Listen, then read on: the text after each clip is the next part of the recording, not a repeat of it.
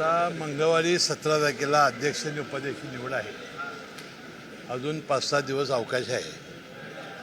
आता लवकरच आमच्या तिन्ही पक्षांची बैठक होईल आणि मित्रपक्षांची आणि निर्णय होईल.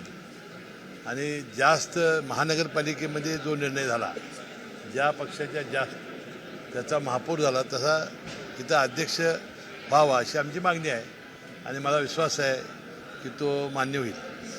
दुसरीकडं गोकुळ संदर्भात पण 17 तारखेला सुनावणी आहे.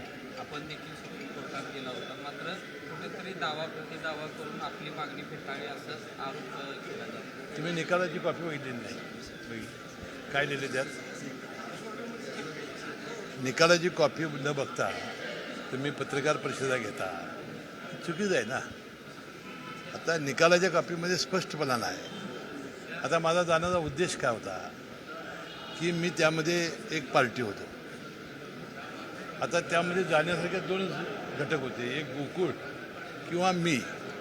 कारण सुप्रीम हायकोर्टाच्या बेंचमध्ये ज्या पद्धतीनं त्याची सुनावणी झाली त्यामध्ये बिनतारखेच्या माझ्या पत्राचा उल्लेख झालेला होता आणि मी लंपी आजारामुळं या राज्यातल्या, मी काही संस्थाची नावं घालून दिली नव्हती, राज्यातल्या दूध संस्था या 50 लिटरची अट दुधाची पूर्ण करू शकणार नाहीत आणि विनाकारण त्या अवसायाला जातील आणि शेतकऱ्यांना नुकसान होईल.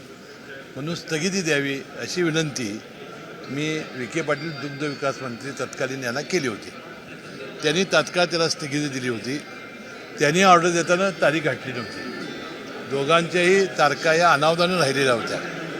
परंतु ज्याच्या आधारे त्या सचिवांनी जो आदेश काढला जॉईंट रजिस्ट्रारला, त्याच्यामुळं ह्या ज्या व्यवसायाला स्थगिती मिळाली त्या जॉईंट रजिस्ट्रारच्या पत्रावर तारखा होत्या. आणि मग ह्या 1200 संस्थांचं त्यांनी अनेक माहिती दिली आहे. सगळ्यात दूध पूर्ण करणाऱ्या संस्था आहेत, फार जुन्या संस्था आहेत एक एक.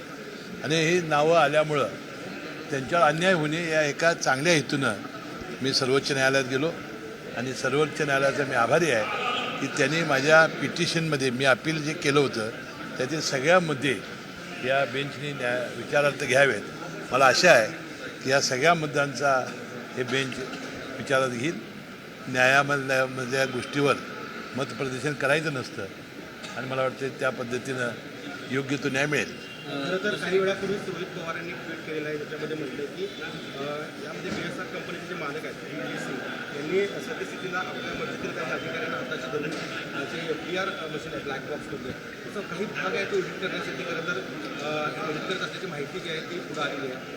काय नेमकं आम्ही राष्ट्रवादी काँग्रेस पक्षाचे सर्व नेते मंडळींनी, उपमुख्यमंत्री सुनेत्रा पवार यांनी, प्रफुल्लभाई पटेल, सुनील तटकरे साहेब प्रदेशाध्यक्ष, आम्ही सगळे सर्व आमदार लोक यांनी मुख्यमंत्र्यांना या अपघाताचा तपास CBIकडे सोपवावा अशी मागणी केलेली आहे.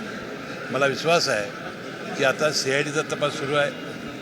आता DCGA जी विमान प्राधिकरण संस्था आहे ती चौकशी करते आणि लवकरात लवकर CBIला सुद्धा हा वर्ग होईल आणि दूध पाणी होईल. आणि यामध्ये कोण आमच्या सगळ्या राज्यातल्या जनतेच्या, देशातल्या जनतेच्या मनामध्ये या शंका आहेत, त्या शंकेचं निरसन होईल. पण तरी या सगळ्या खुलासे करत आहेत, अनेक दावे देखील केले आणि पुरावे देखील देत आहेत, तरीसुद्धा त्याची दखल घेतली जाते नाही. तात्काळ त्याची दखल घेतली जाईल. मुख्यमंत्र्यांनी सुद्धा त्याबद्दलचं सूतोवाच केलेला आहे. शेजारी सांगली जिल्ह्यामध्ये राष्ट्रवादी काँग्रेसच्या नेत्यांकडून आता दबावतंत्र वापरला जात आहे. सगळ्या नेत्यांनी एकी करून भाजपला कुठंतरी सत्तेपासून लांब ठेवण्याचा प्रयत्न केला आहे. मात्र कोल्हापुरात देखील भाजप दबावतंत्र वापरत असताना तुम्ही मात्र जिल्ह्यातून एकटेच लढताना दिसतात. तुमच्यासोबत माजी आमदार किंवा ही दिसत एकटे कोण माझे आमदार कोण? राजेश पाटील सगळे माझ्या मागं आहेत. सगळे माझ्या मागं आहेत, माझ्या पोटात आहेत.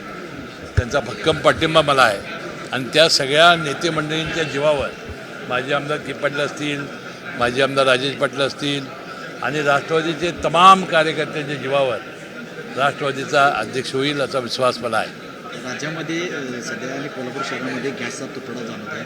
हॉटेल व्यावसायिक बंद ठेवलेत, काय सांगा? आता कालच राज्याच्या पेट्रोलियम मंत्र्यांनी अशा प्रकारची टंचाई आता होऊ देणार नाही अशा पद्धतीचं विधान केलेलं आहे. त्याशिवाय इराणची जी सामुद्रधुनी आहे त्यानुसुद्धा भारताला देण्याची परवानगी अशी आम्ही माध्यमामध्ये ऐकलेलं आहे. त्यामुळे मला वाटते लवकरात लवकर हा धोका टळेल. थँक्यू.